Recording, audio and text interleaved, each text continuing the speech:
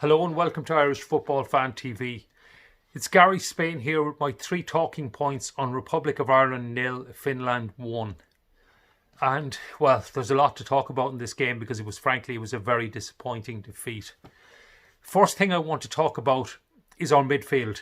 Now, it obviously was a concern for Stephen coming off Thursday night because the midfield trio on Thursday against Bulgaria, James McCarthy, Jeff Hendrick and Conor Hourihane, he made three changes. Today he started with Harry Arter in the holding role and he gave a debut first start for Jay Malumbi, and Robbie Brady forced his way into the team with his performance off the bench on Thursday. So I think 6 different midfielders used. But again, I thought as a collective, the midfield today was very disappointing. And Finland controlled the middle of the park. Their captain, Tim Sparv, and Glenn Kamara looked head and shoulders above our players. They controlled the game. And I mean, with all due respects to them, they're not top-class midfielders. And they probably would look out of place in an English Premier League side. And, well, it was a big disappointment. And I'd start with the number 6, the holding midfielder, because it's a role. I'm going to go back a bit because I think it's in many ways it's a role that we pioneered in international football. I'm going back to Jack Charlton because if you remember, well, most of you probably don't remember, but it would have been very fashionable in the 60s and 70s. Franz Beckenbauer probably pioneered the role to be the libero, the free man at the back, the sweeper behind the back four or the back three, but the sweeper who'd cover and pick up. So what Jack did was he played Paul McGrath as a sweeper in front of the back four, and he was the modern day holding midfielder, and it was a crucial part of Jack's teams. So, and it's become very crucial for us. I mean, people who know me know I'm a big fan of Glenn Whelan, and Glenn Whelan, I think, did a great job, and I think he gets a lot of unfair criticism from a section of the Irish support. But he did the job superbly for Mick, for Martin O'Neill, and for Trapp. And now, I'm not necessarily saying bring back Glenn Whelan at 36, but there has to be an argument. It has to come into the discussion. And I'll be watching how he does with Fleetwood. But, okay, Stephen started out playing James McCarthy. And frankly, I actually thought James McCarthy would be the ideal man. And he may well be the ideal man to take over from Glenn. I think he's a superb footballer.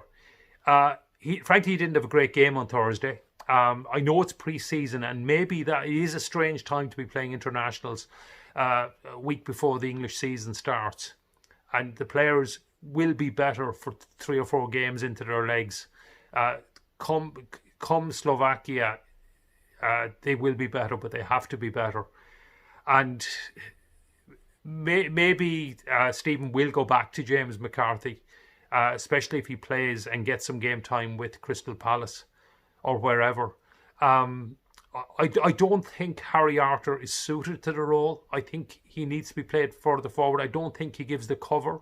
He does provide some good things for the side, and he was possibly our most involved midfielder late in the game. But I don't think he's the ideal person to play that holding role. And in general, when I want to talk about the midfield, I don't think we've got the balance right. And I don't know if the three-person midfield, it seemed to work for Stephen Kenny's Dundalk sides, etc. But it didn't, just something didn't seem right on Thursday and today. And maybe it's not the personnel, maybe it's the system. I don't know. I'd love to know your thoughts in the comments. What do you think? What should our midfield be? Who do you see playing in the holding role, and who do you see playing further forward? So, second thing I want to talk about, and possibly it's related, is the tempo of our game today. And I thought it was lacking a bit on Thursday as well, but we just did not play at a high enough tempo. And I don't mean to lump it forward. I mean, Yeah, we've seen it, and when particularly under Martin O'Neill, and even when Ireland were going behind, it we just have a go at teams, and you'd be high intensity, high pressure, but maybe just lump the ball forward. I don't mean lump the ball forward, but I mean playing at a high intensity, passing the ball quickly, closing teams down, putting them under pressure, forcing the game.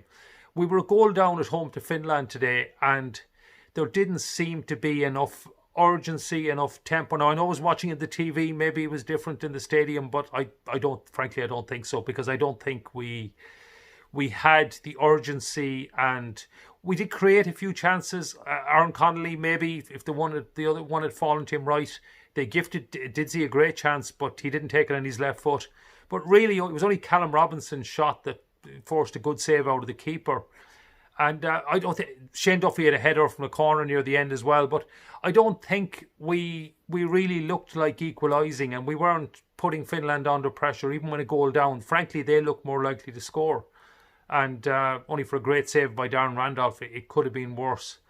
And I don't think we're playing at a high enough intensity, passion. I don't know what it is. Now, maybe it's pre-season.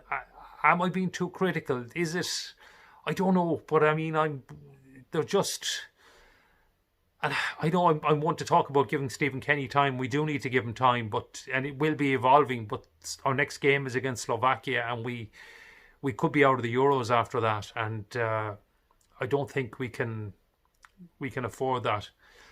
Third thing, well, frankly, I'd love to hear your thoughts on the other two. I will probably be arguing quite strongly on this one, because I've mentioned it before, but I'm starting to get a feel very strongly and a bit dogmatic on this. We need to play three at the back. We need to go three at the back in Bratislava. A mainstay of Irish teams, particularly recently under Mick McCarthy, has been our defence. Look, we've been limited enough under Mick. We didn't score a lot of goals. We didn't create a lot of chances. But as a back six, we looked very solid. We were tough to break down. Darren Randolph in goal, still the keeper, no question. The back four, whether it was Matt Doherty or Seamus Coleman, John Egan, Shane Duffy, we had Richard Keogh as well. But I mean, there was a good partnership there between John Egan and Shane Duffy, and Enda Stevens and Glenn Whelan in front of them. Under Mick, we look very, very solid. Now, it's different under Stephen, because there's more expected of the defence. It's not just about defending, it's about bringing the ball out, drawing opposition players on us. But for the second game in a row, we look very open at the back. We look uncomfortable at the back. And frankly, Finland could have had a couple more goals. I mean, only for a great block by Darren Randolph and Pukki at the start, about first 15 minutes. He was wide open, got in. The goal was poor defending. And again, another great save from Darren Randolph near the end. And frankly, they opened us up a few other times. And with better players, maybe with players in form, they could have scored a couple more. And we just don't look tight enough. And I think I want us to see go three at the back. He would also get Seamus Coleman back in the side, who I think we're missing. And I'm not saying bring him in for Matt Doherty if we're going for in a back four, but I think Seamus would make a big difference. And I'd like to see us go three at the back. Have Matt Doherty and Enda Stevens playing as wing backs then, which is what they've both been used to, certainly last season with Wolves and Sheffield United. Appreciate Matt maybe playing as part of a four at Tottenham. But I think for Bratislava, our best chance of getting a result is going three at the back, being solid at the back, and then, okay, going forward is create what we can. But at least if we're tight at the back and we're not open, we're not giving goals away. If the game starts at, every game starts at 0-0. If it doesn't get any worse than that, you've always got a chance. And if we're gifting those chances to Slovakia, I think they're better. They're better than Finland. They're better than Bulgaria. And if we give those chances to Slovakia, I think it could be good night. So anyway, I'd love to hear your thoughts. First of all, on the midfield, what do you think is the balance? What do you think we should do? The tempo, were you happy with the tempo of the game? Am I getting this wrong? Or what should we be doing? Is it because we're playing more of a passing game, it's going to be a bit slower or whatever? And finally, should we go three at the back? Do you disagree with me? Do you think the back four is the way to go?